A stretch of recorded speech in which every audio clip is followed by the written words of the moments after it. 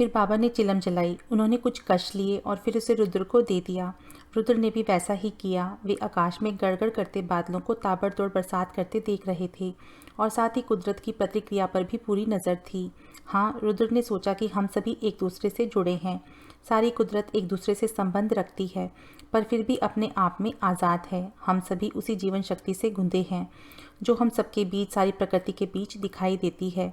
दो कुत्ते बंगले की सीढ़ियों तक आ गए थे और कुछ हिचकिचाते हुए बरामदे को ही अपना घर बना लिया था। उनमें से एक का रंग भूरा सा था। वह देखने में मोटा ताज़ा और ताकतवर था। दूसरे पर काले और सफ़ेद चकते थे। बेशक वह भूरे का दोस्त और पक्का साथी था, क्योंकि पहले उसने भूरे को अपने लिए बेहतर जगह चुनने की इजाज़त दी और फिर अपने लिए जगह खोजी। रुद्र बरामदे में से उठकर बाहर आया और जब लौटा तो उसके हाथ में प्लास्टिक के 2 कटोरे थे। उनमें कभी रेस्टोरेंट से खाना बनकर आया होगा। उसमें उसने कई तरह के बिस्कुटों का चूरा डाला हुआ था। उसने उन्हें कुत्तों के आगे रखा और बाबा के पास आ गया।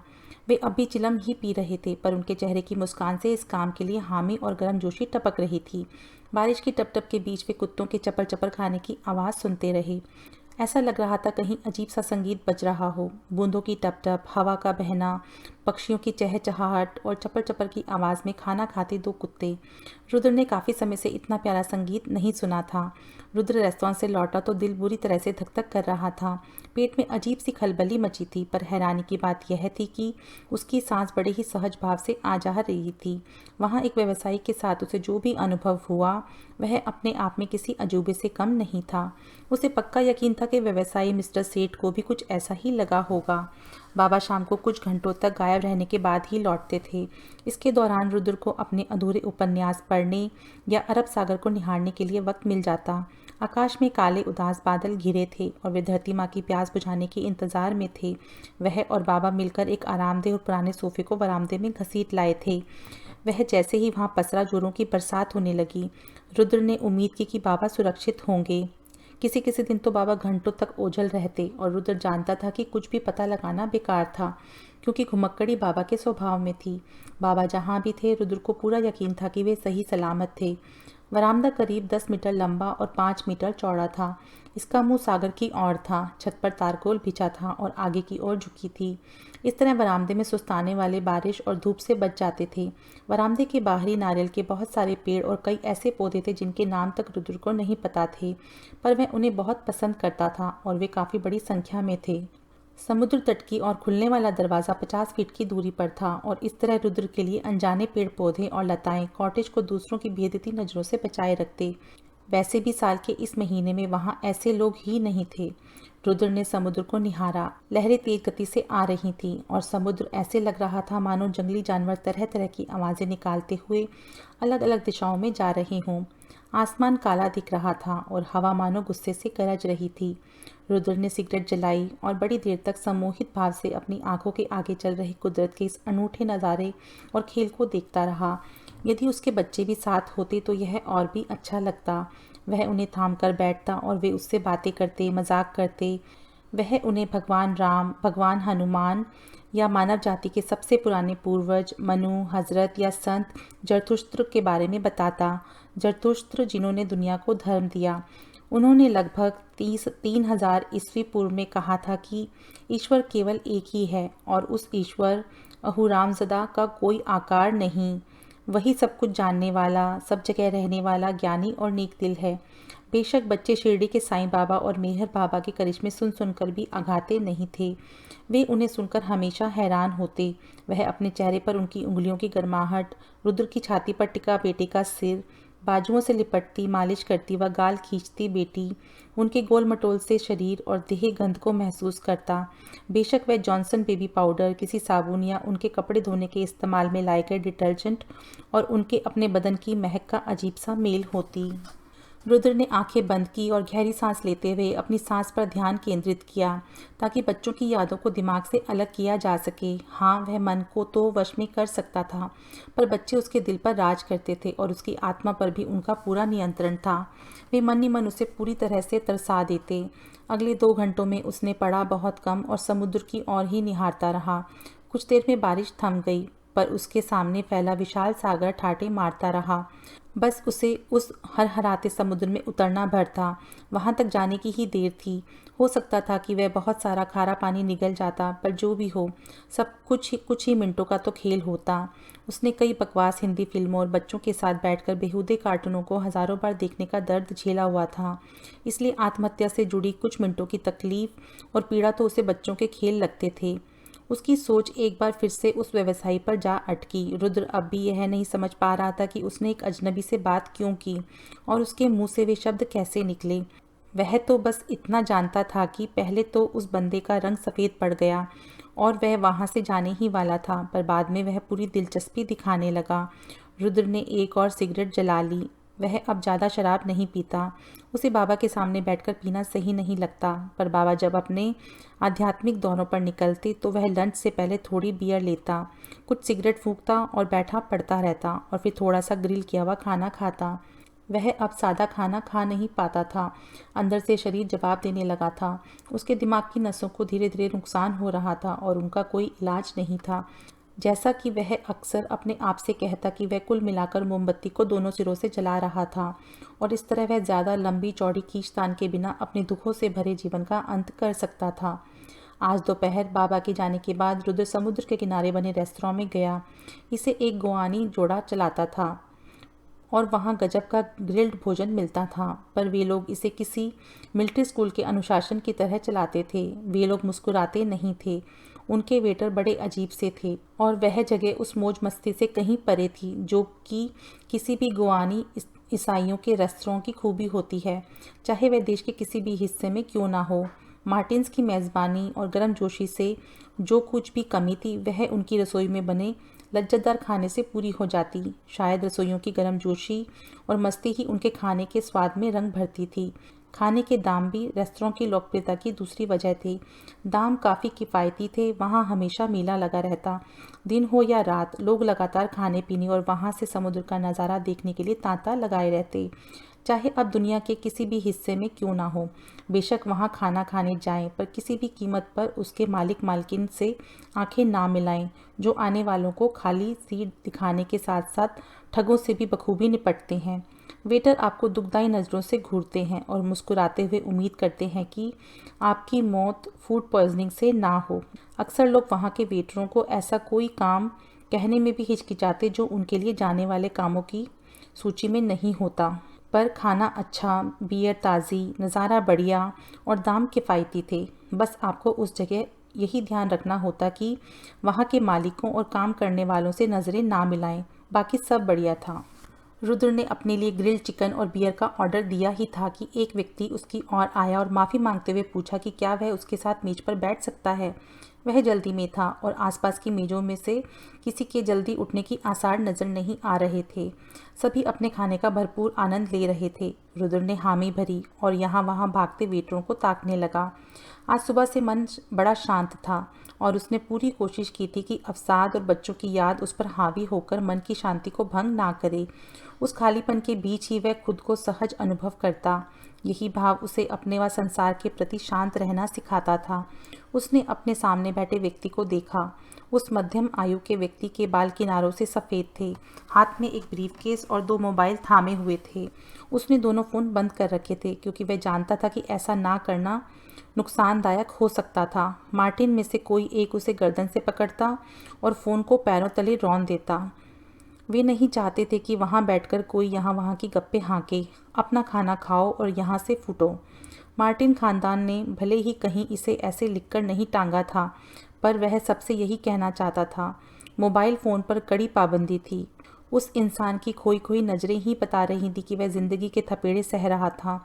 रुद्र के लिए ऐसी नज़रें अनजानी नहीं थी। उसने अपनी ही आंखों में यह भाव हज़ारों बार देखा था। यही वजह थी कि वह शीशा देखने से कतराता था। जाने किस वजह से उसने उस व्यक्ति के लिए प्रार्थना की। उसने प्रार्थना की कि भगवान उसे शांति और ताकत दें। उसने प्रार्थना की कि भगवान उसका कष्ट दूर करने के लिए हिम्मत दें या उसकी समस्या हल कर दें। जैसे ही उसने अपनी प्रार्थना समाप्त की, अजीब बातें होने लगीं। रुद्र ने खुद को उस आदमी से बातें करते पाया। उसकी बातचीत शुरू करने की कोई मंशा नहीं थी। वह किसी से भी बात नहीं करना चाहता था, किसी अजनबी से तो बिल्कुल भी नहीं। पर यहाँ वह उस आदमी से ऐसी बातें कर रहा था जिसके बारे में वह स्वयं भी नहीं जानता था।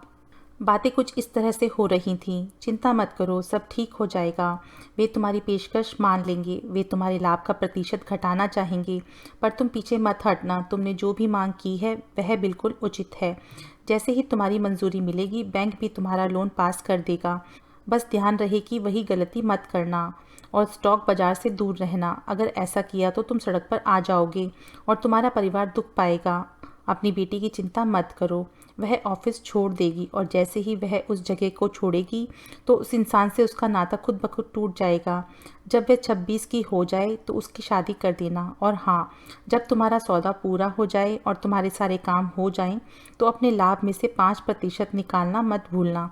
याद रखो, जब भी तुम 100 रुपये कमाओ तो उसमें से 5 रुपये निर्धनों के नाम से अवश्य निकालो।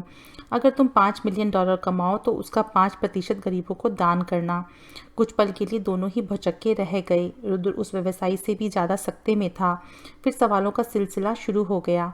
आप इन बातों के बारे में कैसे जानते हैं? आपको कैसे पता कि मेरे किसी प्रस्ताव पर बातचीत चल रही है? आपको कैसे पता कि मैं स्टॉक बाजार में सब कुछ दांव पर लगाकर हार गया था? आपसे किसने कहा कि मेरी बेटी का अपने ही 20 साल बड़ी उम्र के बॉस के साथ प्रेम प्रसंग चल रहा है? रुद्र ने थूक गटका। वह अपनी उंगलियों का कंपन महसूस कर सकता था। उसका दिल बड़ी तेजी से धड़क रहा था। वह अपनी श्वास को महसूस कर सकता था, पर हैरानी की बात थी कि वह बिल्कुल सामान्य थी। मुझे नहीं पता, मुझे माफ़ करें, मैं नहीं जानता। नहीं नहीं, आपने मुझसे जो भी कहा वह बिल्कुल सच है। हाँ, मैं अमेरिका से ऑर्डर की मंजूरी आने का इंतज़ार कर रहा हूँ। अगर वह पास हुआ तो मैं सुरक्षित हूँ और नए सिरे से अपने जीवन की शुरुआत कर सकता हूँ। अगर वह मुझे ना मिला तो मैं तबाह हो जाऊँगा। मैं और मेरा परिवार सड़कों पर आ जाएंगे। यह सब इसलिए हो रहा है क्योंकि मैं स्टॉक बाजार के लिए दीवाना हो गया था। मैंने अपना सब कुछ खो दिया और अधिक कमाने के लोभ में मेरे पास कुछ नहीं बचा। यदि यह अनुबंध हो जाता है तो बैंकों ने भी मदद करने का वादा किया है। मैं वादा करता हूँ कि अपने लाभ का 5% गरीबों के नाम अवश्य रखूँगा। तुम्हारी दादी नेत्रहीनों की मदद किया करती थी। हे भगवान! व्यवसायी खड़ा हो गया और एक झटके से दोबारा बैठ गया। आप यह सब कैसे जानते हैं? हाँ, मेरी दादी उन महिलाओं की मदद करती थी जिनकी नज़रें कमज़ोर होती थी और जिन्हें दवाओं और ऑपरेशन की मदद से ठीक किया जा सकता था। वे ऑपरेशनों के लिए पैसा देती और मरीजों की देखरेख करती। मैं भी ऐसा ही करूँगा। हाँ, मैं ऐसा करता रहूँगा। मैं उनके नाम से एक छोटा सा ट्रस्ट खोलूँगा और उसमें अपने लाभ का 5%। तुम्हारे लाभ का 5%? शुद्ध लाभ का? हाँ, मैं ऐसा करने का वादा करता हूँ। ऐसा ही करना। अगर नहीं किया तो ना केवल तुम सड़कों पर आ जाओगे बल्कि तुम्हारे किसी अपने को नेत्रहीनता भी सहनी होगी। नहीं नहीं, मैं अपना वादा पूरा करूँगा। और मेरी बेटी, मैं उसकी नौकरी छुड़वा दूँगा, पर वह मान नहीं रही। उसे अपना काम संभालने के बहाने विदेश भेज दो। उस आदमी के गालों से आंसू बहने लगे। रुद्र ने एक वयस्क को रोते देखा, पर वे आंसू आभार प्रकट करने के लिए थे। हाँ, वह हमेशा से ही विदेश जाना चाहती है। वह इस तरह मान जाएगी। आप कौन हैं? आप यह सब कैसे जानते हैं? मुझे बताएं। तब तक रुद्र की भूख जा चुकी थी। वह खड़ा हुआ और वेटर को बुलाया, जो अपने छोटे से माथे पर बड़ा सा बल डालकर खड़ा हो गया था। ऑर्डर रद्द नहीं हो सकता। हाँ हाँ, मुझे पता है। उसे पैक कर दो। यह तो पहले से ही समझ नहीं आता कि उसे पैक करने को क्यों कहा है। रुद्र अक्सर वहाँ आता था और उसे देखकर कोई कह नहीं सकता था कि उसके अंदर भी गुस्सा हो सकता है। वेटर को अचानक ही एहसास हुआ कि उसे रुद्र की बात माननी ही होगी और वह हामी भरकर वहाँ से चला गया। मेरा नाम सेठ है। कृपया बताएं कि मैं आपसे दोबारा संपर्क कहाँ कर सकता हूँ प्लीज़, और ऑर्डर कब आएगा? आज से 14 दिन बाद। मैं आपको कहाँ मिल सकता हूँ प्लीज़? खाना खाने वाले कुछ लोग बड़ी दिलचस्पी से इन्हें देखने लगे थे। साफ दिख रहा था कि 2 फोन वाला व्यक्ति दूसरे व्यक्ति के आगे विनीत भाव से खड़ा था और लंबे बालों व 4 दिन की बड़ी हुई दाढ़ी वाला व्यक्ति ऐसे खड़ा था मानो उसे कोई सदमा लग गया हो। वह पूरी तरह से स्तंभित था। जो कुछ भी घट रहा था उसे किसी भी तरह से सामान्य नहीं कह सकते थे। कृपया मेरी बात समझें। मैं स्वयं नहीं जानता कि यह क्या हो रहा है और मैंने आपसे क्या कहा। हो सकता है कि ईश्वर ने आपकी मदद के लिए मुझे माध्यम बनाया हो। मेरे दोस्त, मैं इतनी ऊंची ब्याज दर पर पैसा उधार लेने जा रहा था कि मेरी कमर ही टूट जाती। आपने बिना कुछ जाने यूएस से ऑर्डर के बारे में जो बताया उसे सुनकर मेरे मन में आशा जग गई है। अन्यथा मैं तो आज शाम को पैसा उधार लेने वाला था और जिनसे पैसा उधार लेने जा रहा था वे कोई भले इंसान नहीं हैं। वे गारंटी के तौर पर मेरी सारी जायदाद और व्यापार गिरवी रखवा लेते। मैं उस पैसे से स्टॉक मार्केट में दांव खेलने जा रहा था। आप जानते हैं कि अगर मैं ऐसा करता तो हार जाता और बर्बाद हो जाता। फिर मेरे पास आत्महत्या के सिवा कोई रास्ता ना बचता। आपने मेरी बेटी के लिए भी मुझे राह सुझा दी। धन्यवाद। इसके बाद उस इंसान ने जो किया उसने रुद्र को स्तब्ध कर दिया। वह झुका और रुद्र के पांव छू लिए। कुछ लोगों ने मुड़कर देखा। मार्टिन ने त्योरी चढ़ाई। वेटर वहीं जम गया। रुद्र ने गहरी सांस ली। वेटर ने रुद्र को पैक किया हुआ खाना पकड़ाया और वह रेस्तरां से बाहर आ गया। वह बिल्कुल समझ नहीं पा रहा था कि यह क्या हुआ था, क्या, कैसे और क्यों। वरामदे में बैठा रुद्र अब भी अचंभे में था। वह एक अजनबी के बारे में इतनी बातें कैसे जान सकता था? कैसे? उसे किसने यह सब बोलने पर मजबूर किया? वहाँ जो कुछ भी हुआ था वह उसके नियंत्रण से परे था। इस बारे में वह निश्चिंत था, उतना ही निश्चिंत जितना इस पल में सूरज को पानी के ऊपर डूबता हुआ देखना। कुछ क्षणों के बाद रुद्र मुस्कुराया। अरे, वह तो एक भ्रम था। सूरज तो कभी डूबता ही नहीं, यह कभी उगता भी नहीं, यह प्रतिदिन पूरब से पश्चिम की ओर भी नहीं जाता। हमारा धरती नामक ग्रह ही गतिशील है और देखकर लगता है कि सूर्य गति कर रहा है। हाँ, यह जीवन एक विशाल भ्रम ही तो है। किसी जगह पर अंधेरा और रात इसलिए नहीं होते कि वहाँ सूरज डूब जाता है, बल्कि धरती का वह हिस्सा सूरज की ओर अपनी पीठ कर लेता है। अजनबियों को उनका भविष्य सुनाकर हतप्रद कर देने वाले मेरे बच्चे, ठीक इसी तरह ईश्वर कभी इंसान से विमुख नहीं होता। वही उसकी ओर से पीठ फेर लेता है और अंधेरे में गुम हो जाता है। हमारा प्यारा ईश्वर धरती, सूरज और चांद के माध्यम से यही सब तो समझाना चाहता है। भले ही सब कुछ एक भ्रम है, किंतु उसका कोई ना कोई उद्देश्य भी है। जब धरती सूरज की ओर से पीठ कर लेती है तो रात हो जाती है। इसी तरह जब कोई ईश्वर की ओर पीठ कर लेता है तो उसके जीवन में अंधकार, भ्रम, पीड़ा व अकेलापन जन्म लेते हैं। यह सब इसलिए नहीं होता कि ईश्वर उससे विमुख हो जाता है। ईश्वर सूर्य है, व्यक्ति धरती नामक ग्रह है। यदि ईश्वर की ओर से मुंह मोड़ोगे तो तुम्हारे जीवन में अंधकार ही आएगा। बेटा, भलाई इसी में है कि तुम ईश्वर की ओर कदम बढ़ाओ, हमेशा प्रकाश की दिशा में रहो। आओ अब वही भयंकर चाय पिएं और तुम बताओ कि तुम मिलिट्री वाले के रेस्तरां का बदमज़ा खाना खाते खाते भविष्य बाँचने वाले ज्योतिषी कैसे बन गए। रुद्र मुस्कुराया और उसके साथ हंसी में शामिल हो गया। अब उसे वृद्ध की कोई बात आश्चर्यचकित नहीं करती। बाबा, मुझे बताएं कि आज मार्टिन के रेस्टोरेंट में यह क्या हुआ। वे पुदीने वाली चाय के साथ सैंडविच खा चुके थे। बाबा ने बड़े दिल से खाया, पर वे रात को घर पर रुद्र के हाथ के बने एक दो सैंडविच के सिवा कुछ नहीं खाते थे। कभी कभी तो वे खाते ही नहीं थे। हाँ, उन्हें चाय पीना पसंद था और रुद्र दिन में कई बार उन दोनों के लिए चाय बनाता। इससे पहले कि वह सोने जाता, रुद्र एक थर्मस में गर्मा गर्म पुदीने वाली चाय भरकर रख देता। बाबा रात का समय तकरीबन प्रार्थना में ही बिताते। वे तेल के दीपकों और जलती मोमबत्तियों के बीच सोने के कमरे में बैठे प्रार्थना करते रहते। उनकी अंगुलियां लगातार चलती रहती और कभी कभी वे हाथों से कुछ मुद्राएं भी बनाते। रुद्र कमरे के दूसरे कोने में सोता और वहीं से इस वृद्ध की गतिविधियों को देखता। वह देखता था कि दया और शक्ति की साक्षात मूर्ति बने बाबा पवित्र अग्नि के सामने बैठे जप और प्रार्थना करते रहते और वह आंखों में नींद भरने तक उनकी इस दिव्यता के बीच खोया रहता। जब भी वह सोकर उठता तो प्रायः बाबा को उसी मुद्रा में पाता। धीमे धीमे हिलते होंठ, ज्वाला को स्नेह से तकते नेत्र और सफ़ेद दीवारों पर अंधेरे और उजाले की अलग अलग परछाइयाँ। तब वह धीरे से उठकर बैठ जाता और उनका इंतज़ार करता। कुछ देर पर बाबा उसे देखकर मुस्कुराते। रुद्र को वह मुस्कान बहुत भाती थी। उस मुस्कान में छिपी कोमलता और स्नेह देख उसकी आंखें भर आतीं। तब रुद्र अनुमान लगाता कि बाबा एक कप चाय पीना चाहेंगे। अक्सर बाबा और रुद्र गर्माहट से भरे कमरे में बैठकर चाय की चुस्कियां भरते और अंधेरे कमरे को हल्की रोशनी देती ज्वाला को निहारते रहते। रुद्र के लिए ये पल किसी स्वर्ग के सुख से कम नहीं थे। जब वे चाय नहीं पीते थे तो अक्सर रुद्र बाबा को थोड़ी देर के लिए लिटा देता और उनके पांव और टांगें दबाता। बाबा की टांगों और पिंडलियों में तेज़ दर्द रहता। कभी कभी नसें अकड़कर सख्त हो जाती। अक्सर जब वे अपने आध्यात्मिक दौरे से लौटते तो रुद्र को महसूस होता कि उनके स्नायुओं की दशा और भी बदतर हो जाती। बाबा रात को कुछ ही घंटों की नींद लेते। दरअसल रुद्र ने बाबा को कभी पूरी तरह से नींद लेते देखा ही नहीं था। वृद्ध की आंखें भले ही बंद दिखती हों, पर वे सोते नहीं थे। अक्सर जब वे इस मुद्रा में होते तो रुद्र के मन में छिपी जिज्ञासा तक का उत्तर दे देते। उनसे पूछने की भी आवश्यकता नहीं होती थी। आज चाय बेहद स्वादिष्ट थी। यह कमाल कैसे हुआ? बाबा मजाक अच्छा कर लेते हैं, कृपया करके मुझे बताएं कि आज यह क्या हुआ। बाबा ने चिलम तैयार की। यह एक धीमी प्रक्रिया थी और कभी कभी रुद्र को एहसास होता कि यह काफ़ी हद तक एक आध्यात्मिक प्रक्रिया थी, मानो बाबा उसे तैयार कर रहे थे।